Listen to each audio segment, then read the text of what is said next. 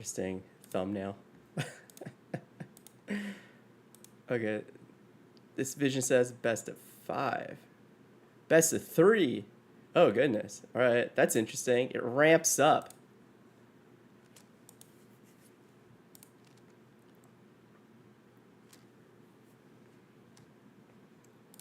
Brett, I don't know if you can hear me. Brett, you need to log into your official account to come up on stage.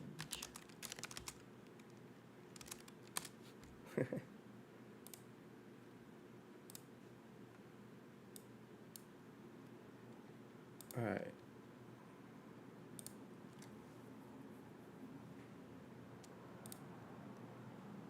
Make sure.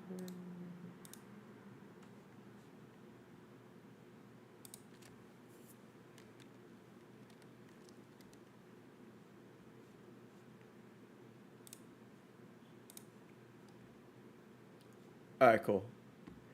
All right, those that are just joining us, hi, Book Buyer, over on Twitch, on LinkedIn, on YouTube, on Facebook. We'll be going in just a moment. We're waiting for Brett to log in officially so he can join us on stage. Hi, Dustin.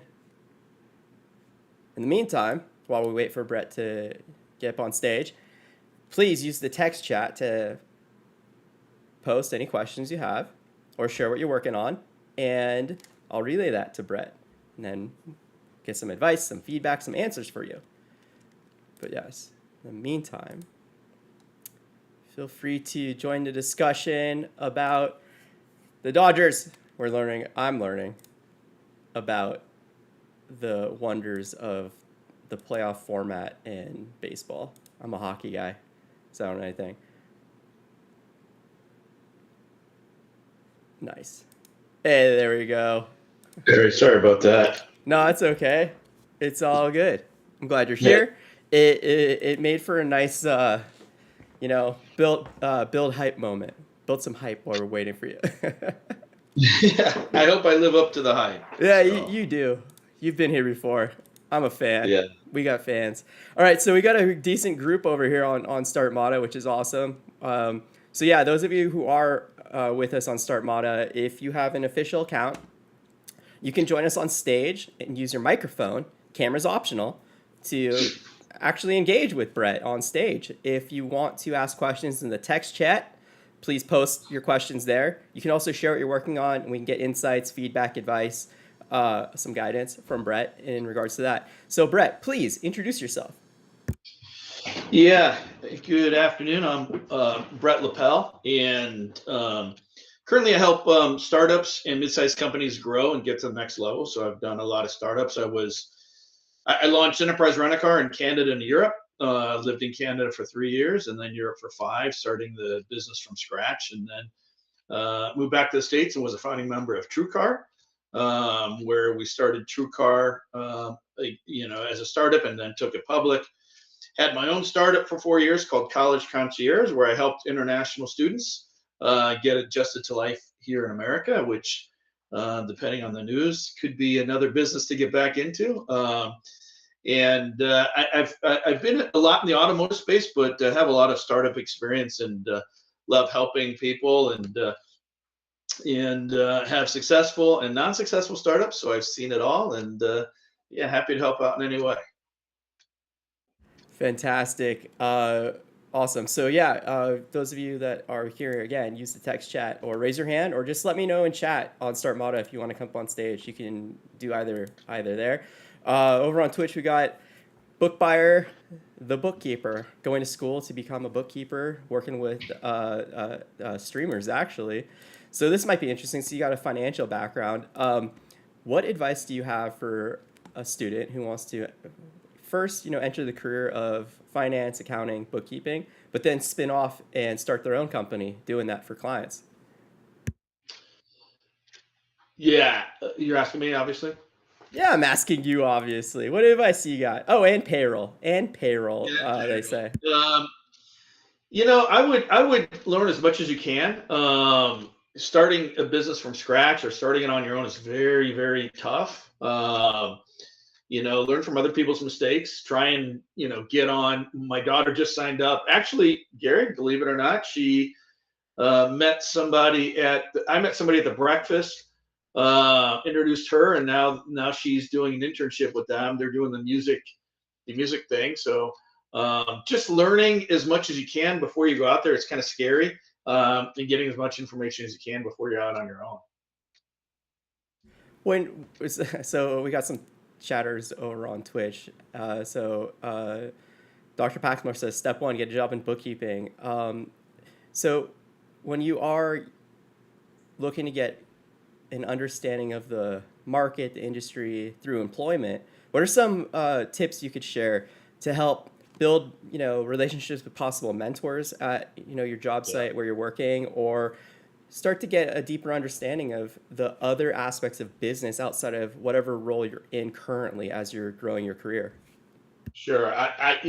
More than business, I would say the number one aspect that I try and train. I have kids in college, and is networking.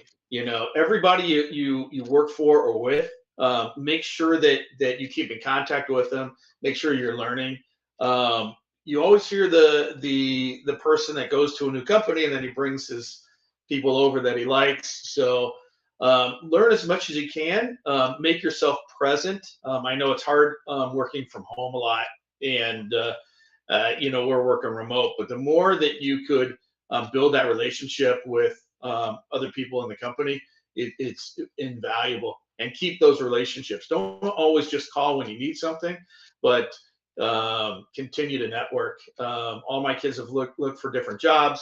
The first thing they tell you when you look for a job is a network, but sometimes it's too late. You should always be networking throughout your career. So just there's a great book called Never Eat Lunch Alone. It's about networking while you're working, and take different people out in different departments if you can do it, or do one-on-ones if you're working remote. So the more you get to know people, and the more they get to know you, the better it is in your career. They have a follow-up question. Sure. What if you were on the autism spectrum and find socializing difficult? This is interesting. So, just yeah, like what are the little things that could help someone that might find themselves in difficult situations, feeling like, that stress or anxiety or, Yeah. overstimulation? Well, I would say first of all, you're not alone. Even executives get stressed out and nervous on interviews and talking to people.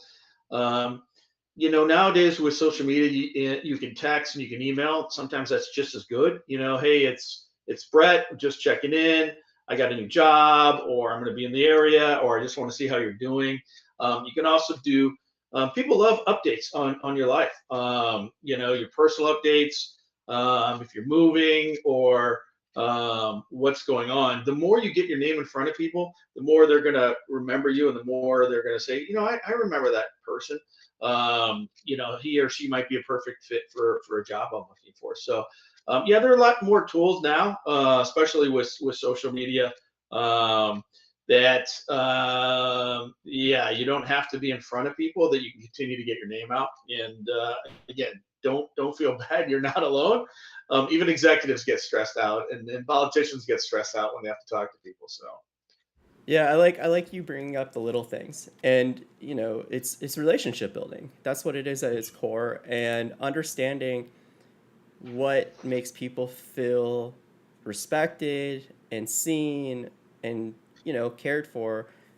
yeah, If you work that into how you share those little updates, it goes a long way. And what's interesting too is like those updates about what's going on in your life. One of the things that I've noticed, experienced, and I hear lots of other mentors like yourself, share is that seeing someone put in effort towards what their goals are, what their ambitions are, even if it's just a little bit, it still demonstrates that this person actually cares about this, that they have a passion for this, a desire for this. And any bit of effort is encouraging, it's inspirational. And yeah, so I'm curious on this kind of topic when it comes to building relationships with potential clients or potential investors.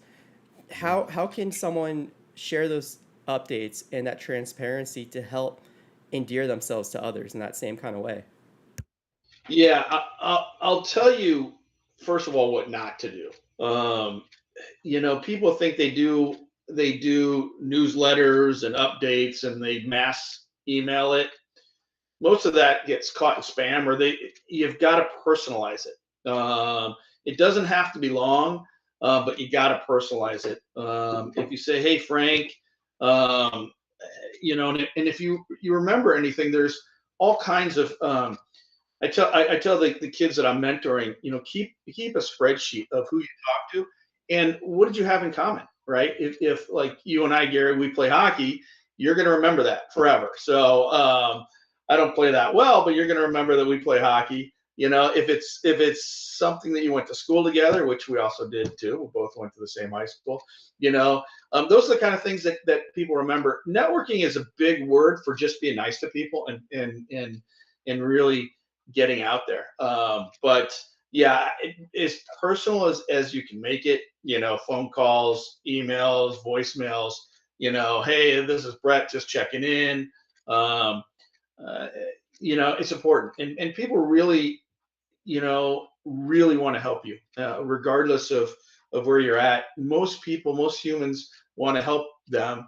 But you got to give them the ability to help you. A, be in front of them so they don't have to go, oh God, who do I know that can do this? And B, get to know them, get to know them as much as you can. It doesn't mean you always have to go to lunch, but the more they know you, the more that light bulb goes off and says, wow, here's somebody that, I need a COO for my startup. Here's somebody in marketing, or here's somebody that I need. So um, the more data you can keep, and I've seen companies that are selling CRMs and all that, and I have a really good friend. He spends every day reaching out 5 different people on LinkedIn that he hasn't talked to in a while. Five.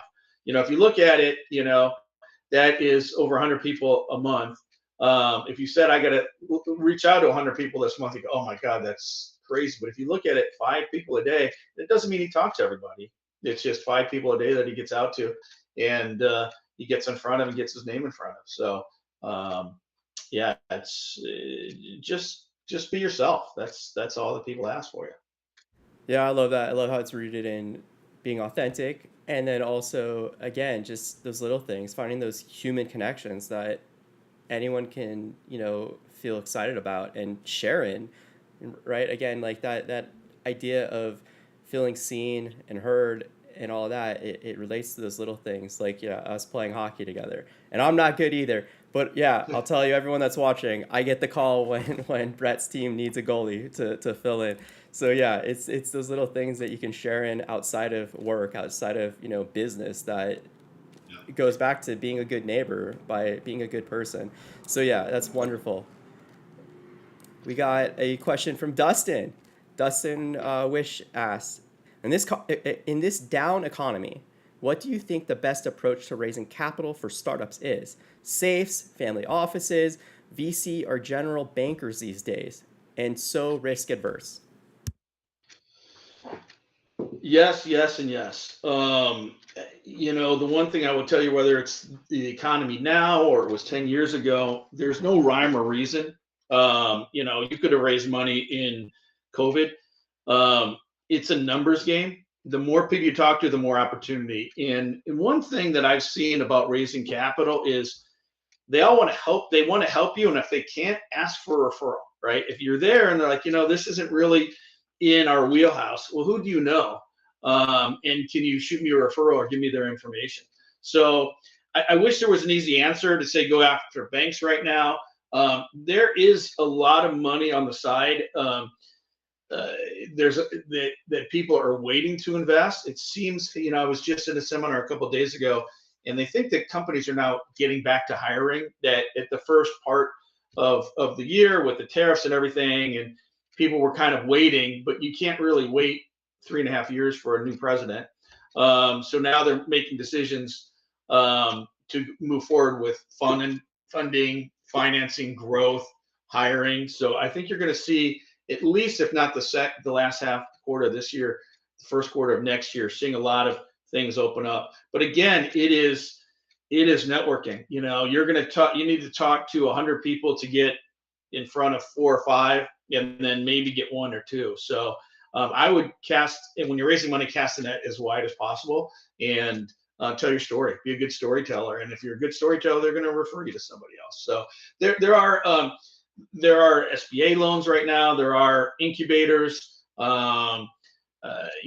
It's a good time to be in a business environment, and don't get frustrated. There's money out there. It's you're just gonna have to work a little bit harder for it, but there is money. So you touched on, telling a story, and this comes up pretty much at office hour, whether it's, uh, how you frame what you're doing, how you're presenting yourself, how you're pitching to customers, clients, potential street partners, investors, anything. I'm curious, like, what sort of best practices do you employ when it comes to storytelling, considering the story for your personal brand, your company, your service, whatever it is? Like, what kind of like top three things pop into your mind so you craft a really impactful story? Yeah, one is to practice your story. Two is to be as passionate as you can, um, and you know that passion. And I hate referring to Shark Tank, but you really see they invest more in the people sometimes in the product, and it's those people that are like, I got the best product out there. People are going to be crazy if they don't invest with me. So having story, having that passion, and then making it simple.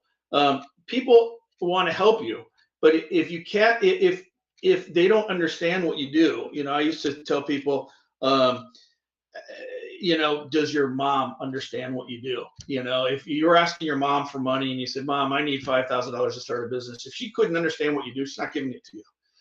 So, make it as simple as possible, and people can help. I view it, especially in California, that everybody has this, I want to put you in a bucket. And what do you do? So I want to go to my next coffee hour or networking event and say, I met Gary and he does this, and he's looking for help. But if you don't, and I've met people, the joke is you meet some people 4 or 5 times before they really know you.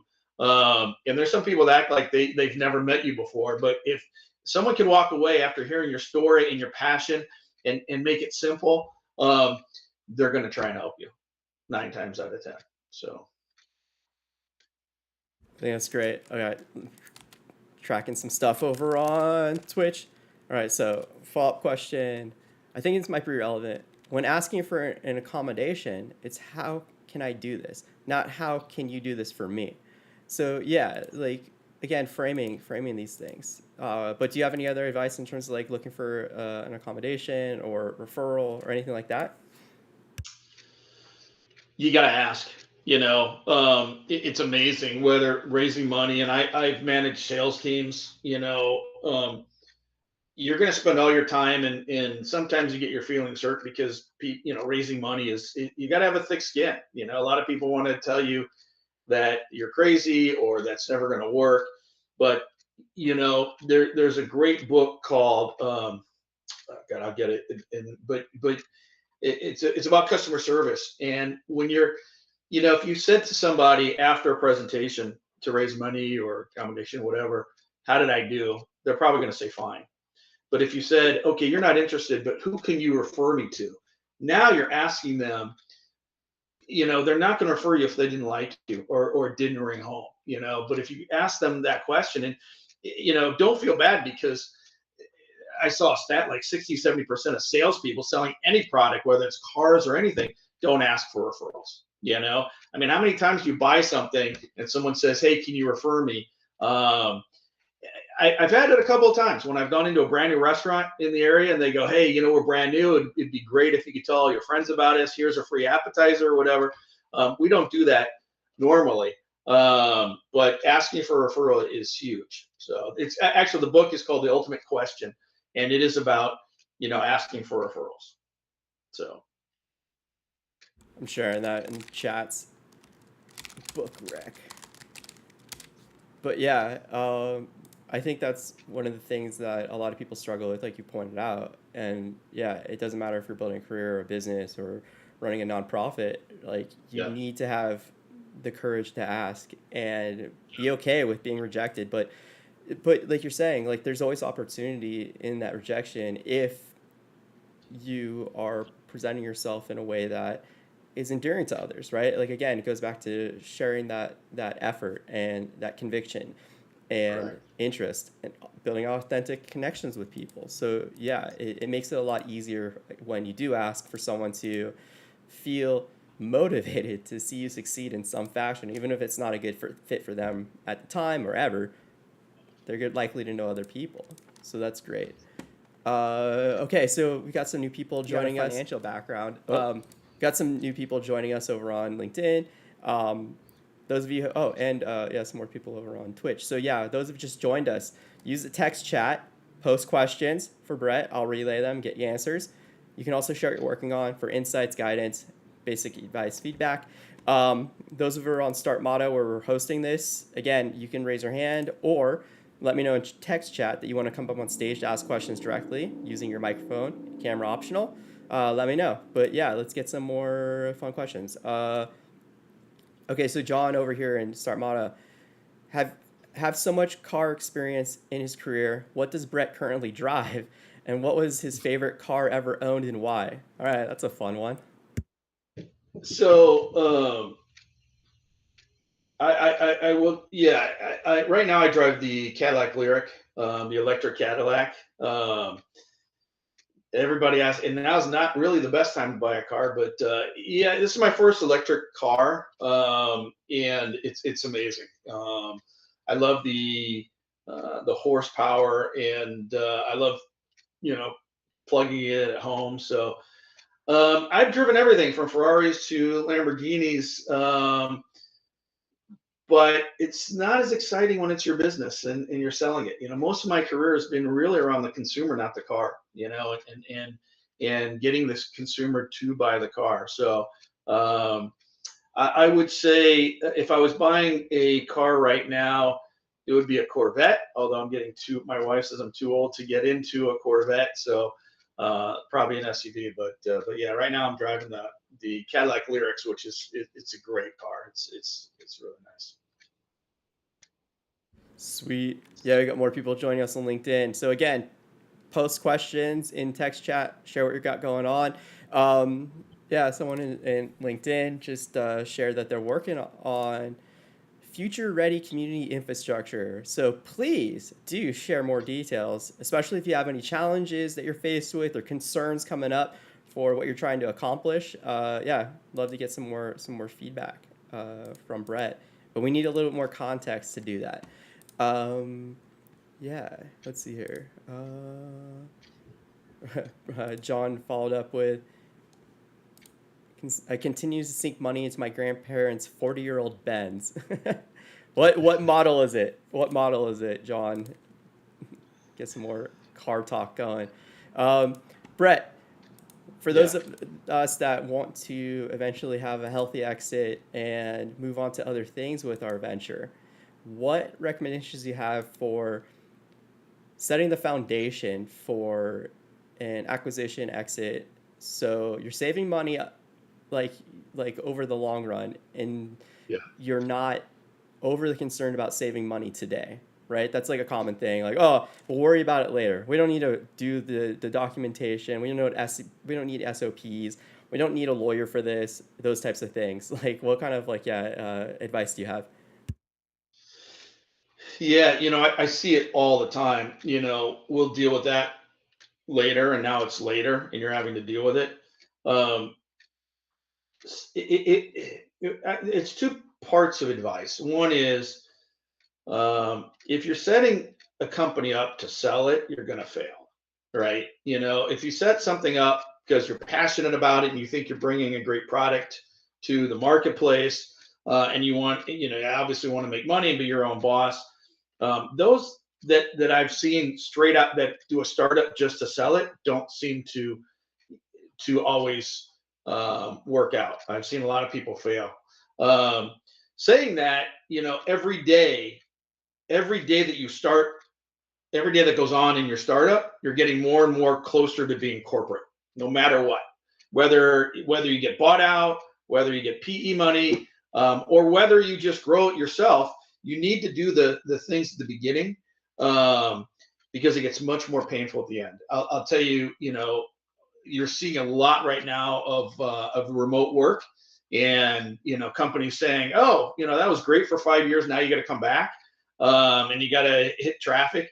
Um, those are the kind of things that companies during COVID said, oh, we'll deal with it now. Now you have employees that are living all over the world, not even all over the US, and they're being forced to come back. So the more structure that you can put in to your company from day one, SOPs, job descriptions, even an org chart.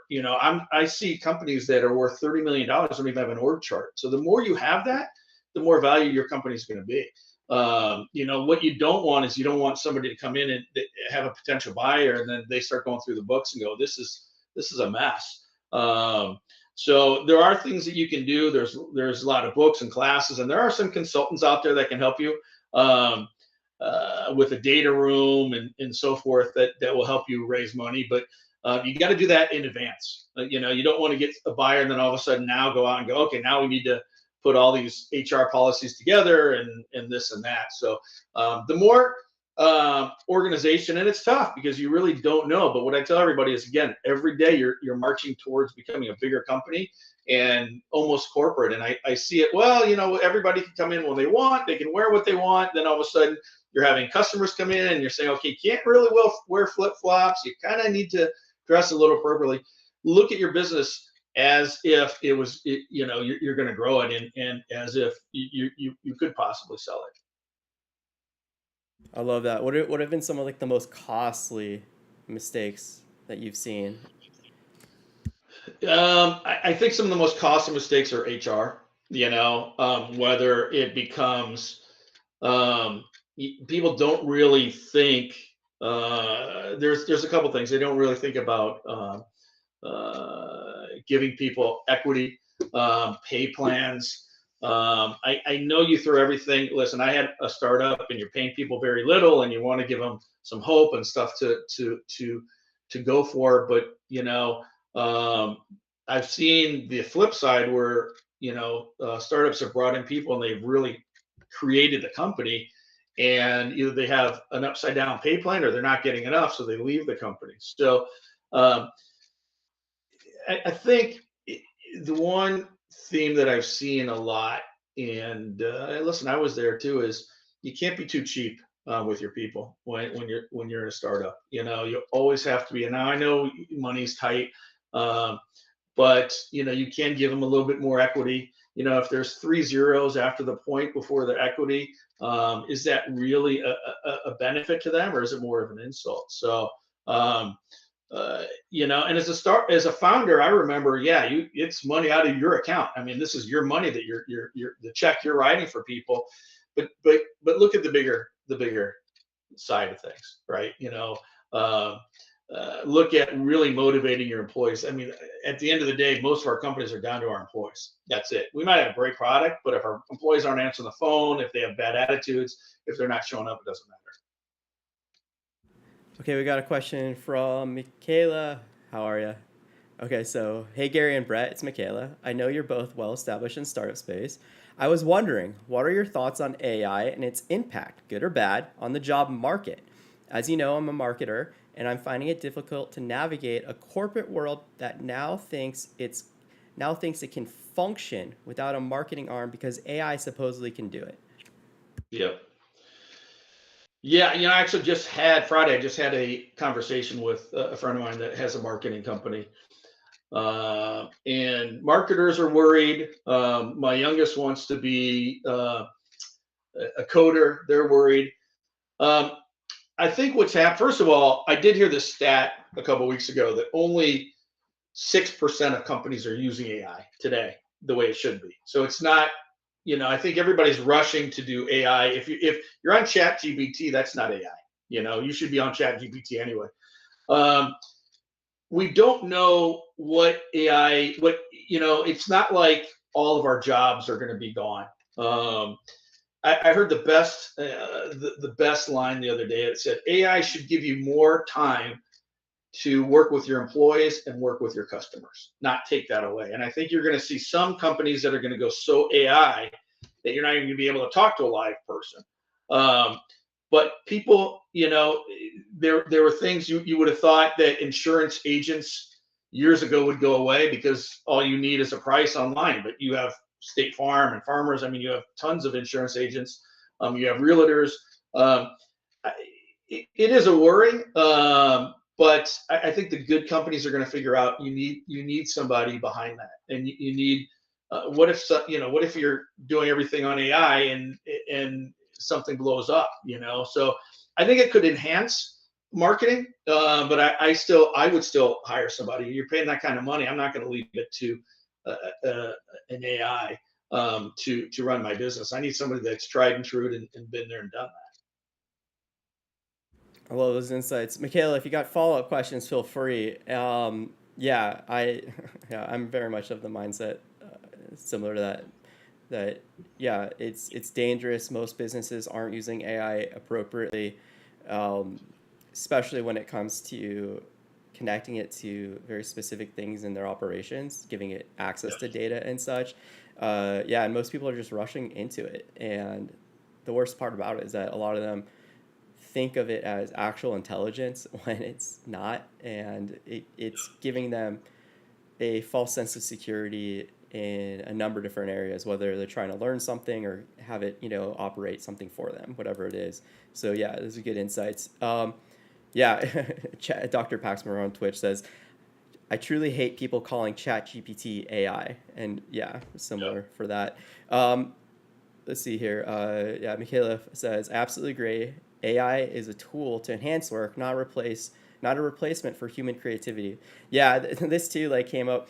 There was a random VC who was hiring someone to manage a lot of their community engagements and content, and they wanted someone that was capable of using LLMs to create content. And it was like the most silly thing when they're trying to build an authentic relationship with their community, their Yeah. whatever ecosystem they work within, and instead of doing that authentically with actual creative people, they're trying to just plug and play with an AI that is going to completely alienate so many of their fans. You look at Taylor Swift right now; she's lost 1 million followers on Spotify because of her implementation of AI tools to create different artwork and videos for her new album release.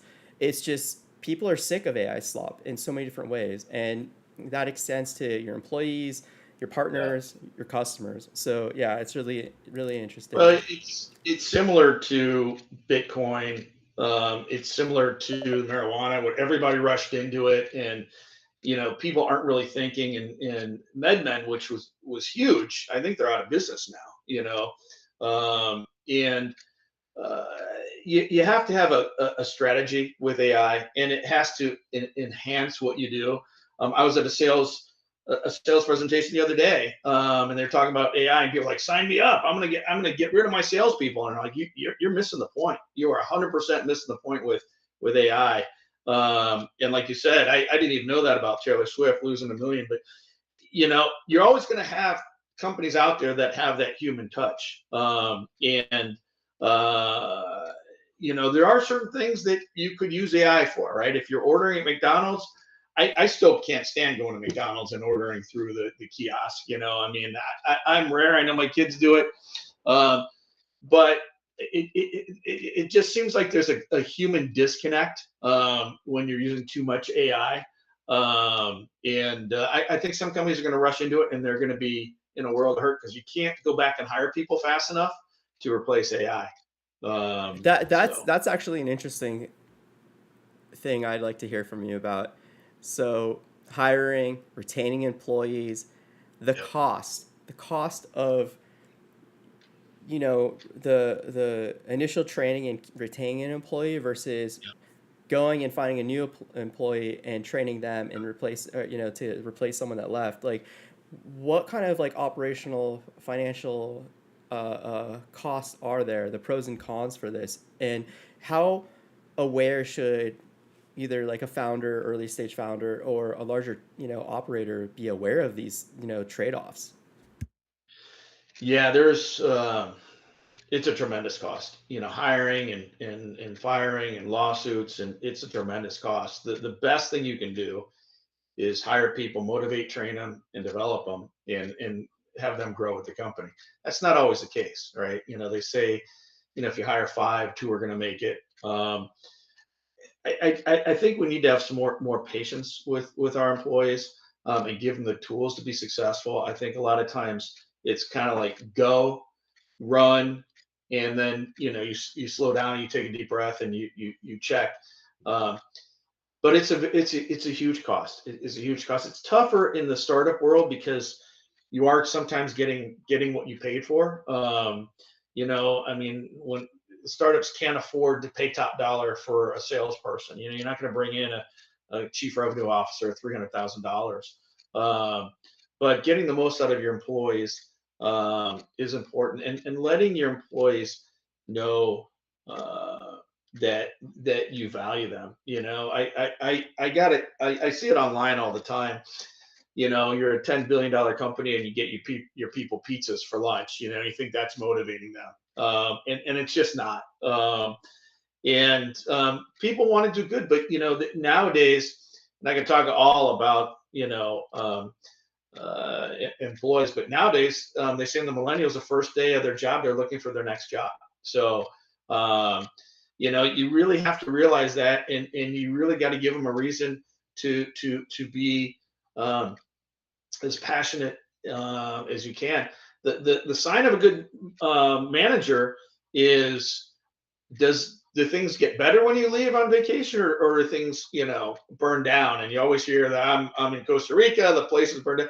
If you hired and trained good people, they should be stepping up while you're gone. There's just no doubt. But yeah, people are everything we're talking about AI. It's not going to replace people. It's just not. At the end of the day, you're still going to need people in certain positions, and in fact, there's going to be a lot of opportunity that comes out of AI for humans to overlook things and to make sure things are going in the right direction.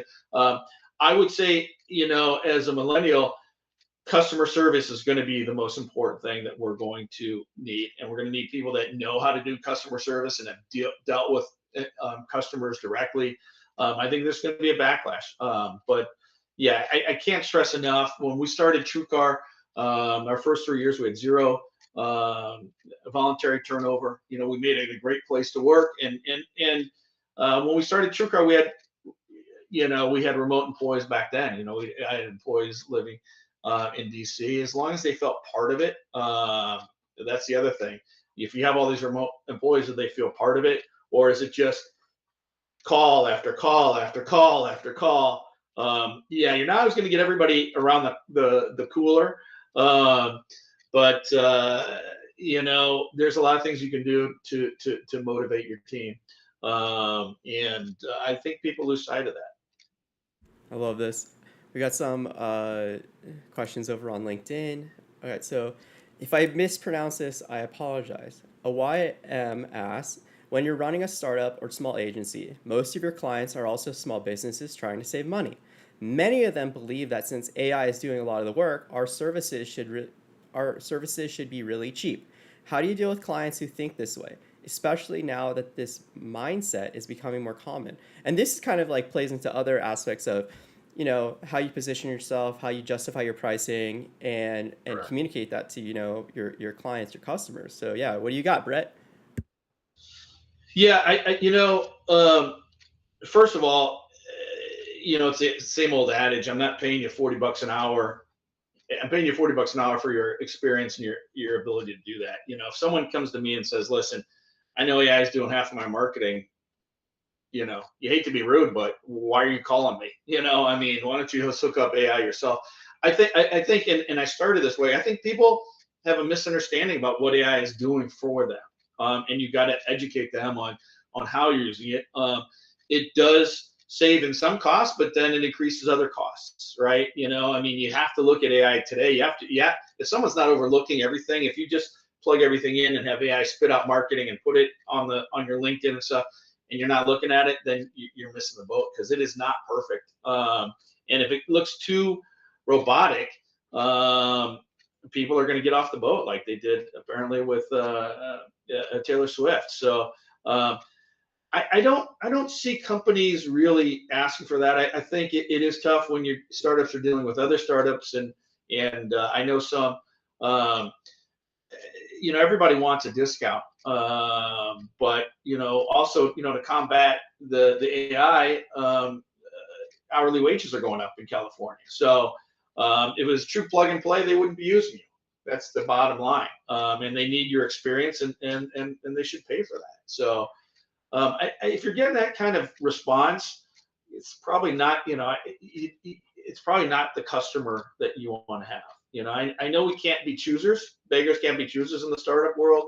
And you want to get your MVP out there, and you want to get people trying to use it. But if they don't see the value in what you do, then you either need to change the story or look for other customers that do see the value. Yeah, that's very important. It's something else that comes up often. So much of this success, career building, building a company, being an investor in businesses, right? It's Yeah. matchmaking. It's a matchmaking game, and the more you understand yourself, your culture, your values, your brand positioning, the mission, the easier it is for you to align that with the most likely customers or people who are going to value Yeah. that and reflect that and be excited to connect with that. So it starts there, and then also, yeah, you want to establish your value, and I love what you're talking about here, falling back on your expertise, your experience, and how that is really what they're paying for, because you're going to save them money, you're going to help them do things the right way, you're going to provide them with a experience, a benefit that is worth that value. It's something that is very important. It's something that, again, younger people that are just breaking into different like fields or creating a new product kind of struggle with is they are too eager to just work with people without actually working for them, right? They're doing stuff for free. I had a photographer reach out to me. They want to shoot a couple of our events to build a portfolio, and Yeah. they're offering to essentially do it essentially for free. Like, yeah, just give me a ticket. And I was like, no, I don't want you to, you know, approach it in this way. I want you to get what is deserving of you, right? I didn't get Yeah. into many details with him or them at this point, but I was just like, tell me your rate for shooting and licensing, whatever that would be Yeah. to an actual client, and then I'll barter a total, worth of tickets and services in exchange for that. So at least we establish value, right? So yeah, it's really good insights and advice. Okay, so we got Malik, who has shared a little bit more information about the new startup they're working on. So initially, Malik shared that they're working on future-ready community infrastructure. They managed to onboard a PhD in computer sciences and a second individual who had a master's in fintech. It did not work out well, as unfortunately they had little experience in the real world. So it's back to start and on the hunt for a UK-based IT team. And they expanded that its community infrastructure building or infrastructure being trading infrastructure, localized energy source, and secure food chain. Potential partners have shown interest, including city council and regulated digital bank, registered and active for many years in Switzerland. Exciting times. So there's a couple things that are being touched on here that I think you can provide some insights into. The number one being finding and vetting potential partners, and then Yeah. moving forward and finding a firm to do some work for you. So what kind of advice do you have for those two Yeah. things? I think part of the question also is, they are we hiring the right people? Not everybody can stomach a startup. It's less and less. If you're a PhD, you gotta really make sure that they understand. If they don't know what the word pivot means, then they're probably not the right person. These people spend a lot of time going to school, and um, it's also, a lot of companies are looking for some higher level employees. We'd all love to have the CEO of Coca-Cola run our startup, but is that a good fit, right? That's one. Two is the other thing, and I do a lot of startups lately, offering equity doesn't really mean a lot anymore. Used to be, oh God, I want equity, and that was the first thing that they offer. But a lot of people that are looking to partner with startups, um, I know I hate to say it, but you got to pay them. You got to pay them something. I was just with a friend that does a lot of startups, and he won't even talk to startups without charging an hourly rate. And he said, I got a drawer full of stock options that aren't worth anything. When I did my startup, I thought, oh, here you get 5%, and we're going to be public and all that. And I think we're kind of seeing the back end of that. Uh, you should offer equity because you want them to have skin in the game. But if that is the only thing, my advice is to go try and raise some money, friends and family, or seed around to and to be very specific. Do your homework and hire the right people because, like we talked about earlier, the wrong people and the wrong partners could set you back.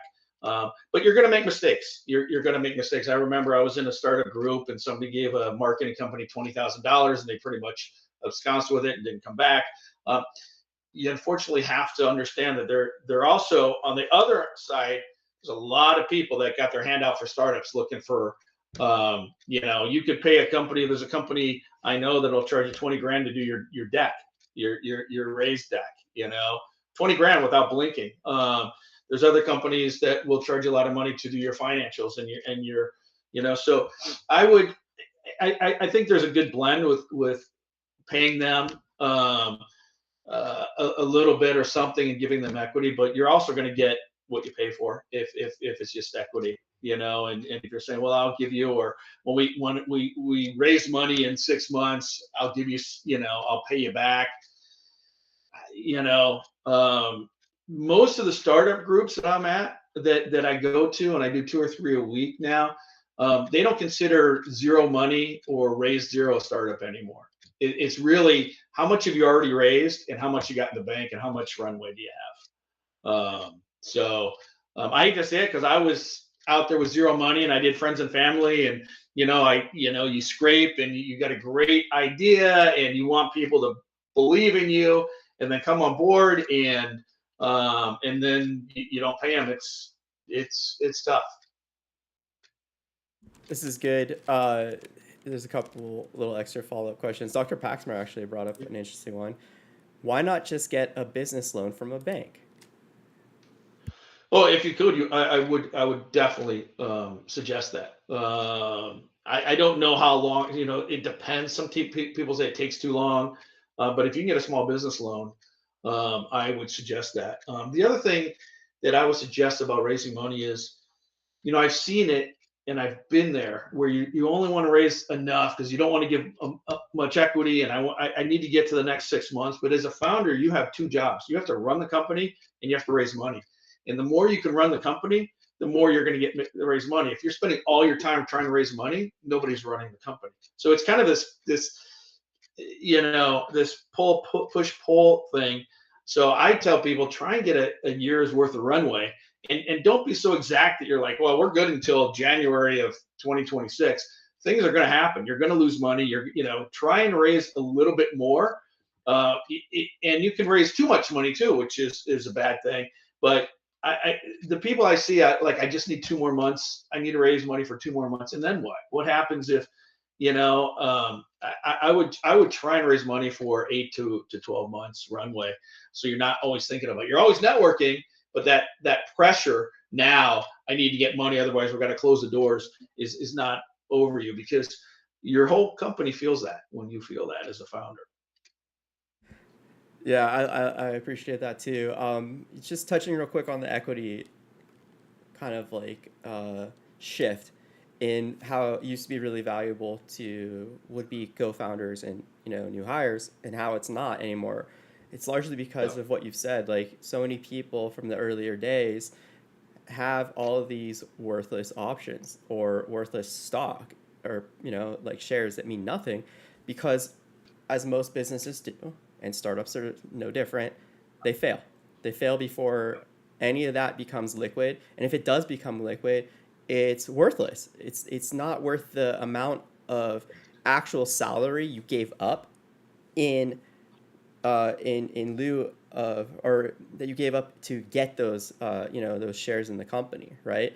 It's Yeah. like if I, work for your company for a year and my market rate's like, $100,000 a year, and I got, 5% of, the company, but now that Yeah. 5% is worth $100, well, what the hell? So what's happened is people have recognized the risk that equity carries as part of that exchange. So if you're using equity as like a loan form of compensation in lieu of cash, then it's a huge problem. But if you're giving equity in addition to as a benefit to the Yeah. salary compensation or cash compensation, then you should be in good shape. Yeah, let's see real quick. Looking for. Okay, so yeah, there's a follow up from Michaela over on Twitch. Uh, part two. Wait, hang on. Okay, so two-part question. I have a follow up unrelated question. I want to start a game studio to create a specific niche subgenre game, like Neopets. Our team already has a significant following, and we're all well established from a prior studio in the genre. I think our best course to funding the new studio is through a Kickstarter campaign, but I'm a marketer who has run several successful Kickstarter campaigns, and I know that you have to invest in paid advertising. 25,000 is likely needed to hit the $1 million pledge mark as a benchmark. I've calculated this based on my 17-cent CPA using my mailing list for this game, which is roughly 3,000 people. My question is, are email collections a worthwhile social proof to pitch to an investor to get the initial 25K needed to run a massive Kickstarter campaign? Do you have any insights? So this kind of plays into like the investor side of thing, Yeah. getting validation, showing traction to de-risk the deal and get them to give you money. Do you have any insights, feedback, advice? Yeah, and not much, but obviously the less risk, the more money you're going to raise, right? I've seen there's a weird spot where it's hard to raise money. Sometimes the idea people could give you money on the idea and you, or they could give money on the MVP, and then now they want, there's a point where it's like, okay, you've been in business 6 months and you have no customers. Okay, what is going on here? Or you have very few. So yeah, it's all about risk to the people that are going to invest. And the more, unfortunately, the more risk that you take, um, if someone's going to give you 25 grand, and it's not proven, you got to be a pretty darn good salesperson, or they got to really like the product, which isn't out of the question, but there's a lot more risk. If you said, listen, I got 1,000 customers that said, they'd sign up today as soon as this is built, that's less risky. So all investors, that road risk comes up all the time. And the more risk you can take out of the investment, the better. It's not the best answer we want to hear as a startup, because 25 grand is a lot of money out of your own pocket. Now that might be something to take a small business loan out, because then there's less risk for them. But yeah, I mean, it's gut wrenching as a startup. Do I pay this? Do I put all my credit cards out and do this? But yeah, just remember, the more risk, most investors are risk averse. So Yeah. So building on this, for extra follow up question to that is, my question boiled down is, what is a good metric of social proof to be able to secure an investment? Social follows, email captures. So yeah, what key performance indicators, metrics matter the most for an investor to feel that there is validation, there is traction? and again, I think that's changing. Now you have AI and bots, so it really always comes down to the MVP and how many people are willing to buy your product. Followings can be fake. I mean, I'm just being honest. You can get a lot of social media that's fake. I mean, there are companies offshore that are fake reviews, right? That will get your company a lot of reviews for if you paid them. So I don't think nowadays social media and followings is, you know Um, unless you're a movie star or music that people interact with. I don't think if you have a product and you have 25,000 followers, it's gonna help you raise money like it would have 10 years ago. Yeah, this is similar to like early days of MySpace, where a couple labels were signing bands that were big on MySpace because of the amount of Yeah. followers they had, and it was, yeah, it was very quickly determined as a vanity metric. This is where a lot of that vanity metric explanation and terminology comes from, because they'd sign these bands who had like 2 million follows on, or 2 million friends, I should say, on MySpace, and they'd book a big 2,000 seat venue for their tour, and 100 people would show up, and that was it. So yeah, like for you, Michaela, building on this, you need to look at what are the vanity metrics and what are the quality metrics that show high engagement, high conversion, high dedication. I don't want to be hypocritical here, but it's almost given that you have a ton of followers, right? If you don't, then they think something's wrong with you. So, it's like somebody gets on LinkedIn and has 25 friends. You're like, okay, why do you only have 25 friends on LinkedIn? Um, so it's kind of expected to have that, but I don't know how much it weighs in raising money. So, um, I wouldn't not do it. But I wouldn't throw all my eggs in the basket saying I got 25,000 followers on Instagram, and we're going to turn this. I think a lot of big investors will say, well, I expect that right now. So Yeah, this is great. Okay, so we got some fun questions for you that are a sure. little bit less business oriented. So we got a couple Agora alumni in the chats scattered across them all, and there's been a big focus on yeah, that background, but also your cameras. So John's asking a couple fun questions for you. Oh, also he updated his car. It's a 1985 300D turbo diesel, diamond blue metallic with fading paint, of course. Wow. And then, yeah, so John says, can you please tell us about those rad vintage cameras in the cabinet behind you?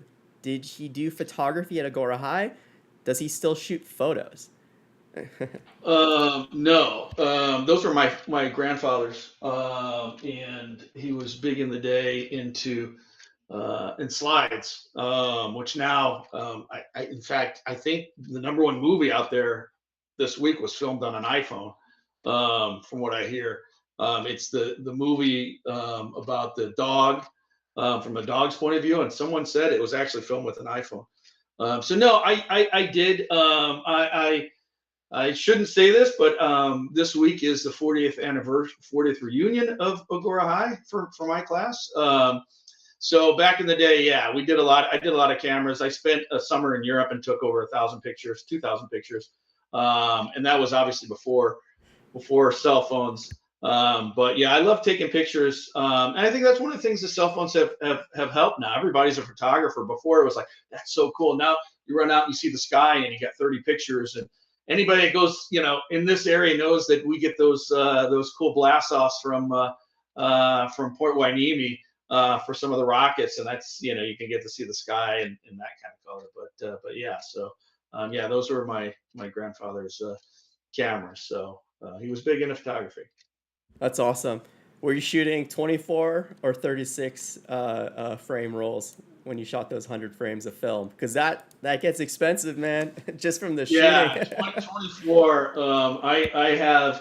I still have a lot of picture albums, that and I don't think my kids have any. They have a few pictures. They couldn't even tell you how to print one up. If you want, I just got a frame, and I'm searching how to print one up on my computer. But yeah, it's a lot. It was a lot back then. So I love it. Yeah, my background's in photography. I got a degree, and I was shooting so much film.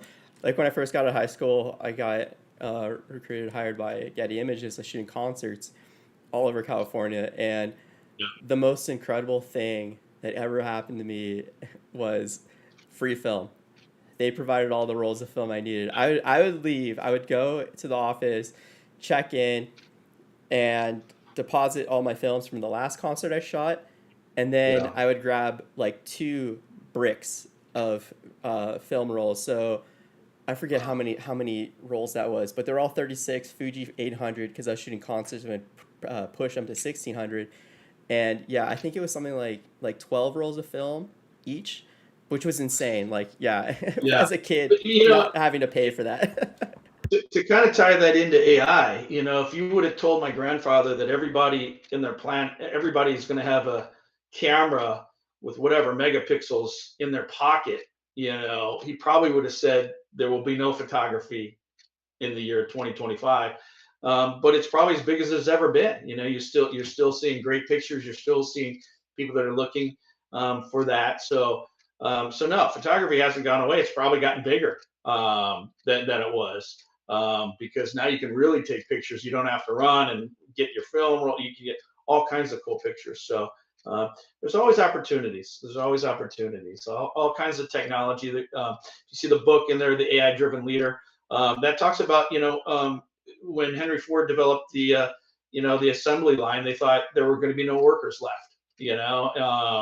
And it created a lot of opportunity for other opportunities for people. So Yeah, yeah, that's like in my experience as a photographer, right? Like you're saying, it's become a much more accessible form of creativity for people because of the technology, allowing you to have so much power in these little yeah, devices, or much more affordable devices that you couldn't achieve back in the day, because you have to find rent equipment that was hundreds of thousands of yeah, dollars to do some of these things. And yeah, it's also helped, in my opinion, make the professionals that much more valuable, right? Because they understand how to apply these tools to get a very specific outcome that you're looking for, versus just yeah. kind of futzing around and hoping for the best, right? Yeah, so John also says, please list your sport team allegiances. I'm getting mixed messages from your memorabilia. And we have opening day for the LA Kings tonight, so if any King fans are Yeah, interested, yeah. check that So out. I usually don't show my background. My number one sports allegiance is the Missouri Tigers, and my daughter goes there not because of me, but because it's the number one journalism school in the country. We're also playing Alabama this weekend at home, so big Missouri Tiger fan, and then Dallas Cowboys. Long-suffering Dallas Cowboy fan, yes. Taylor Swift has more rings in the last 20 years than the Cowboys do. So, but I've heard all the jokes. But yeah, and then the Kings, somewhat the Blues. So yeah, a lot of Cowboy stuff, but a lot of my Cowboy stuff is before like Staubach. It's the 80s, 90s, and early 2000s. So yeah, I love it. At least you're not a Raiders fan, so you got that going for you. yeah, yeah, And yeah, touching on your daughter in journalism school, I love it.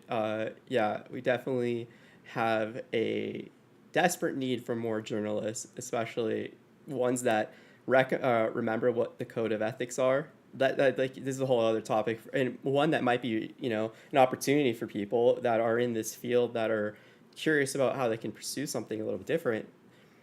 We've got way too many bloggers that are yeah, in media that are posing as journalists, and they're not doing the correct thing in pushing back and challenging whatever the forces are to uncover the truth, or at least understand more motivations and clarity, transparency about what's happening around us in any aspect of your life. So big fan of journalists, and yeah, great job supporting that with your daughter. So we're up on time. We're a little bit over, Brett. You've been very generous. You're amazing. Yeah, thank you. do you have any final thoughts? Anything you want to announce to the community that you got going on that you'd like to share? No, there's yeah, we are putting together a group that's going to meet once a month with just founders of startups. And you can reach me through Gary or something, but it's just I used to belong to one, and it was just founders. And I know there's a lot of networking, and you go and there's founders and investors. This is just founders that they can compare notes. Who do you know that's a good marketing company? Who do you know that could get me a good lawyer? But happy to help startups in any way. I love the startup business. I've been there. There's a lot of groups, and Gary, I think you know, Provisors is one. Um, there's a lot of hubs out there as well that can help you. But yeah, and I do serve on 4 boards of startups. So happy to help anybody in any way that wants to reach out. So Love it. Yeah, if you yeah, want any help amplifying any of that, yeah, don't be shy. Let me know how I can drop it on our meetup groups in our calendar. And I'm also sure. posting in the chat. We've recently launched a new incubator program for people in the greater Los Angeles area. But for those outside, we also have a founders peer support group. And so, yeah, Brett, anything that you got going on that's targeted to founders, I'd be happy to share it with those new groups. And yeah, anything else. I think that's a wonderful point to stop on and move on. We got a lot of stuff going on the rest of the week, and I hope everyone has a great time. Brett, you've been amazing as always. Thank you, everyone in the chat and coming on Start Mata to ask questions or share what you got going on. I hope this is helpful. All right, Brett, you're wonderful. Let All me know right. if you need a goalie, man. I'm ready. I will go Kings, right? Yeah, go Kings. All right. All right.